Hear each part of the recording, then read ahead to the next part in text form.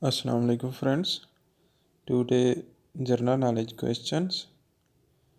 First question is, for which ancient civilization did the flooding of the Nile mark the beginning of New Year? Its answer is Egyptian.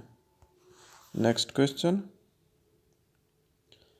Which country celebrates New Year's Day with a state sponsored multiple day water fight? Its answer is Thailand. Next question.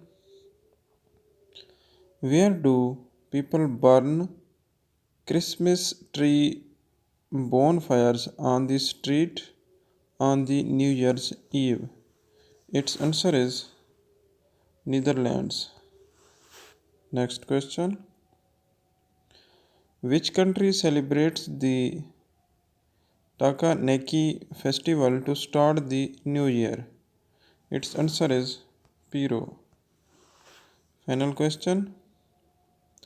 In which country do people jump from a chair and smash plates on New Year?